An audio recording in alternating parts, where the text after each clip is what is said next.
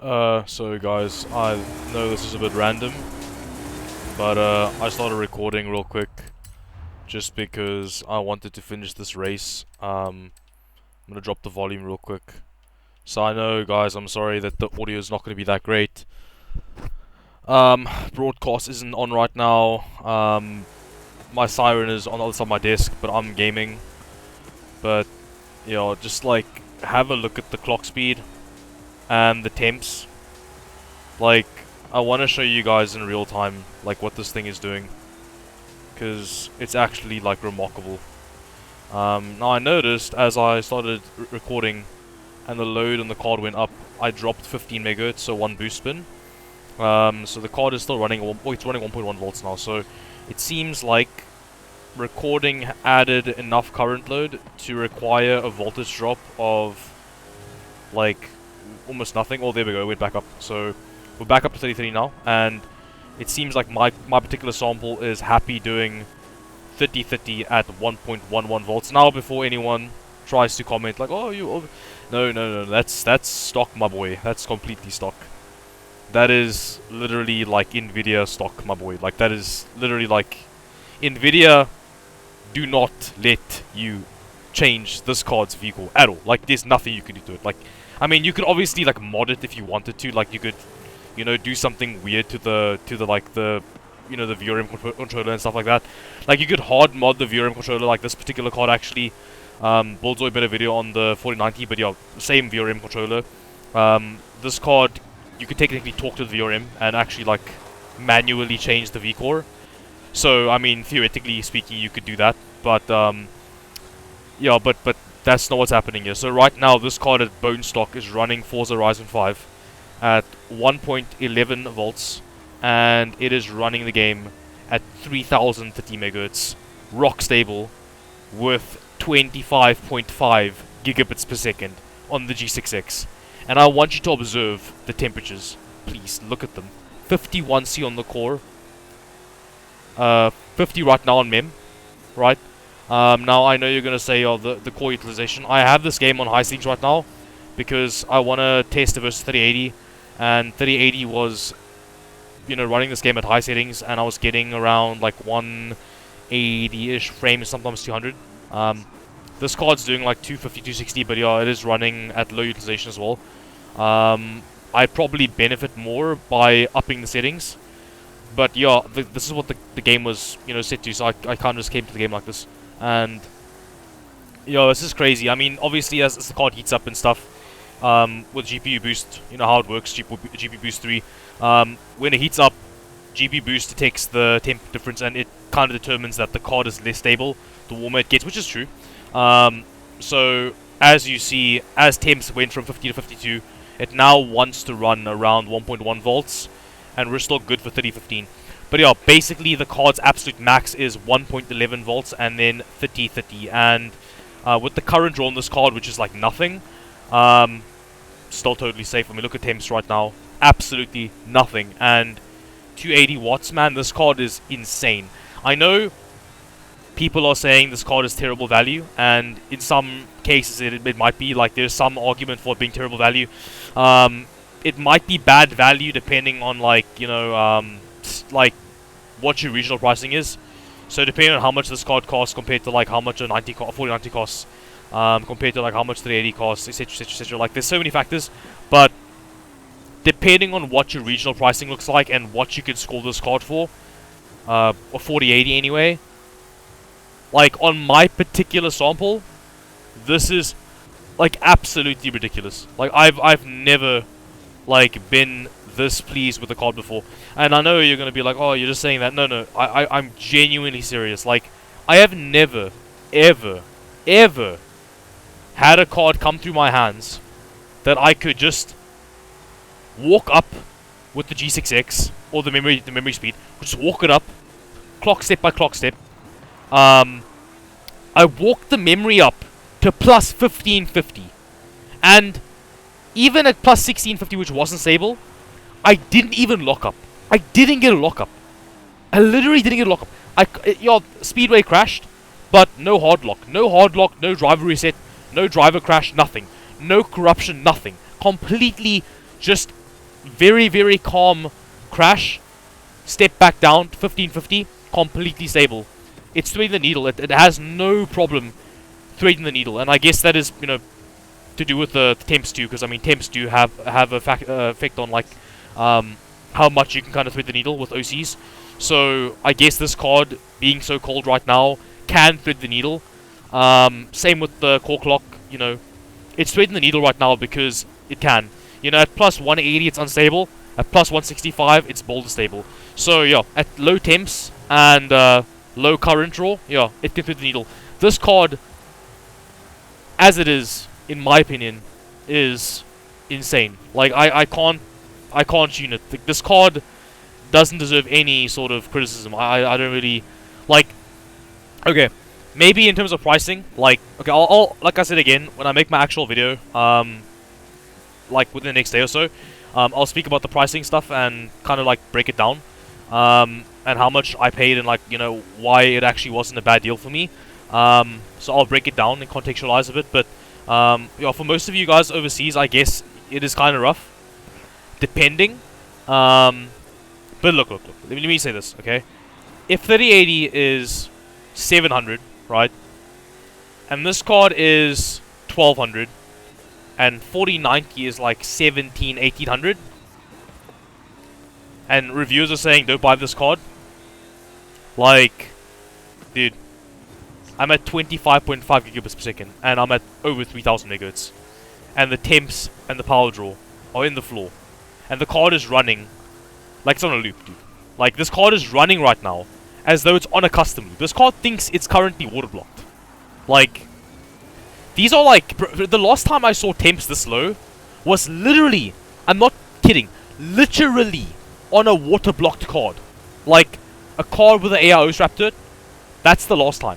Like, I have never, like, well, I saw temps this low on a 1080i Strix after I repasted it, and I saw temps this low on a 1080i with a water block, or water cooler, sorry, like AO. Not quite a water block, but like an AO, right? This card is on full ambient right now, like full ambient, and it's running Forza Horizon 5 at 1440p at high settings and doing this. And like I'm telling you right now, guys, at these same settings on my 3080, right? My 3080, so no DLSS, right? So if I can show you, at these very settings, so it was 1440p unlocked variable full screen. It was TAA with sharpness, and that's CAS, by the way. It's CAS sharpening, which is really good. Same stuff you use in COD, and in Ghost Recon Breakpoint. So CAS sharpening enabled, and then high settings, extreme environment texture quality, and then high everything else. Exact same settings, right? Like 170 frames in game, real time in game, with like spikes to 200, and then but like not many, but like some spikes 200, like every now and again, but mainly 170 with no DLSS, and then in benchmark 150, like you saw in the video that well, I uploaded it, but it's currently unlisted, but it'll be made public soon. So yeah, this card is doing, you know, it's hard to quantify because I didn't show you guys like gameplay I'll be playing with 3080, but it's doing about 100 frames in actual gameplay. So in like, not like benchmark, I mean like in real, like racing around, driving around gameplay. 250, 260 on this card versus like 170, 180-ish on 3080.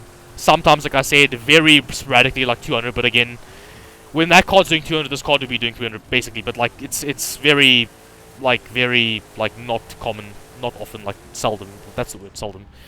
So about 100 frames, and minus about 100, maybe like 120 watts.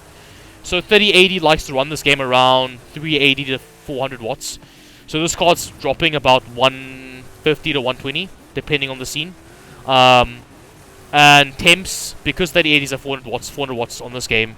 With this game's transient loading and how this game runs, 400 watts on this game looks like a solid 77C if you have decent cooling and like decent ambient. So like 75 to 77, maybe like ADC on a very warm day, but not like that common. ADC you find more like 450 watts, so not commonly, you know, ADC, but sometimes. On this card, man, literally, like, core temp versus 3080 is down about 25 degrees. Same settings. And memory temps are down about 25 degrees also. So maybe like 25 to 30 degrees, because memory on the 3080 would be between 74 and 80C. Usually 80C to 82C once it had kind of equalized. Like once it had been gaming for a while and the chips had warmed up a bit. So this card has been currently doing this race. This race has been quite long, as you can tell. And yeah, this card has not budged at all. Now, granted, my ambience right now 14C, so it is quite cold in my room, but no fan on. So got no fan right now, and yeah, this card is running at like 75% fan speed, and man, this is just insane. Like, I honestly cannot even describe to you guys like how pleased I am. Like, literally, like plus 100 frames, no DLSS. So 260, 270, no DLSS. Negative 25 to 30 degrees on the core and the memory each, respectively, and like literally 150 watts more or less saved. Like, this card is bonkers. And so what did you pay for it? Well, basically I paid double. So whatever my 3080 sold for and got bought for, this card was more or less double. It was yeah, that's pretty much the math. It's more or less double. Not quite, but more or less. Yeah, more or less, pretty much double. This card. So, yeah. And do I think it was worth it? Well, for me personally, yes, because I added 100 frames from 170 to 260 to 270. So about 100 frames I added, and I dropped temps, which is good for longevity and just for peace of mind. And it clocks like a monster. So, yeah. And power draw, sorry. Power draw too. So, saving power, lower temps, clocks insanely well, performs insanely well. I mean, like, what do you really have to complain about? Like, I mean, it depends, right? So, if you can't have this card at half the price, or, sorry, double the price of 4080. So, let's say this card where you live is like 1400 and a 3080 is like somehow, you know, like 500 or something, then yeah, now it becomes a bit stupid, because now the 3080 is almost a third of the price. Once that happens, it's a bit ridiculous, and you'd have to go with 3080. But at the pricing in our country, the 3080 versus this card at the price I got it for, no, this card wins. But yeah, and right now at retail, would I suggest taking this card, like picking it up and over the 90? Honestly, I mean, yes. Like, yes, I would say yes. Yeah, definitely. And the cool thing is, right, because this card runs such a low current load, like, you can use the pallet card like I have. Like, this card has 50 amp V-core power stages, right? That's enough, dude. That's enough, right? And this card has 8 memory chips versus the 12 on the 4090. Like, is a diminished, what I'm guessing is diminished memory VRM fine for less chips? Yeah, sure. And given how cold these chips run, well, I mean, it doesn't have, that doesn't really matter. But anyway, so yeah, basically, what I'm trying to say is the PCB being kind of baby on this card, like the baby PCB this card has, like the very bare bones, like reference design, completely fine. So if you want to buy a 4080, you don't have to worry about buying a beefy card with a good PCB and like good cooling. This card, like any 4080, should do the job. Like any single solution of cooling mixed with power delivery, it doesn't matter. Like 4080s are amazing. Now, do I still believe this card should have been a 4070? That's a tough one, because the thing is, the 4080 is too fast. Like, compared to what we thought it would do before launch, this card outperformed, like, all of the expectations. Like, I mean, it's, like, 4090 is 20% faster at 4K. Oh, sorry, 1440p. At 4K, it's like 35% faster. At 1440p, it's 20% faster. So, this card is a lot faster than what we thought it would be. And, yeah, like, I mean, the market is in a weird spot. because if you're asking me, with the numbers you're seeing in the top left corner, the pricing that I paid, the price comparisons, I did all the math, obviously. Being me, I did all the math, I did all the numbers, thought about it, sat and thought about it, and considered what this card would have had to do to make me happy with my purchase, and what it's doing right now. I am absolutely pleased. Like, there is no part of me that, like, regrets it. Like, you could not tell me anything. Like, you ain't telling me anything. Like, you want to come tell me, like, oh, this card is only, like, 50% faster, and it costs you, like, double the money, and it's like, that's fine, all, but the fact of the matter is, temps, power draw, mixed with performance, like, that's in line with idealistic expectations. Like what is, I mean, the math, let's see the math on this, right? So let's say 3080 was getting more 170, this costs like 160, so let's say, yeah, that's about in line. It's almost exactly in line. So you wanted 52-ish%, like, ideally, right? Because that's what the numbers are saying online. So you're like, oh, if this card does those numbers, then maybe it'll be a good value. But then it's got to clock well, and it's got to have decent temps and power draw to, like, match it, to kind of, like, make it compelling. And then it's got to, like, have, you know, then you don't want to obviously get scalped, because some people are selling at scalp prices. If you don't get scalped, and if your card sample is good, then, yeah, like, you're getting exactly what you would need to get to be happy, right?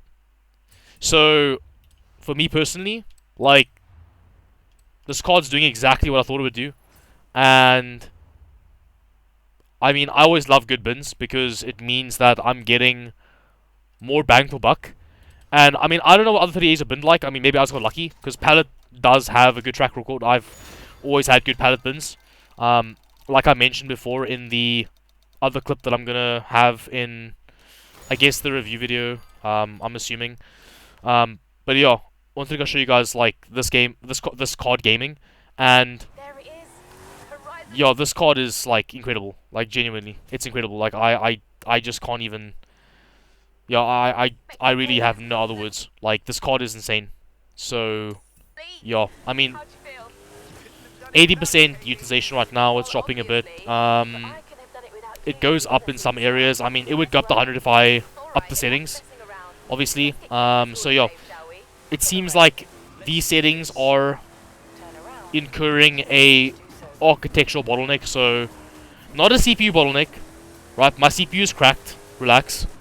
But architecturally, right now, the work allocation is not on par for running this game with, like, let's say, what it could be running at, which is, like, maybe, like, you know, in this area, for example, like, this would be like 250 frames, 270 frames, if it was 100%, and then if in the other areas at like 250, 260, it could be up maybe like 280, right?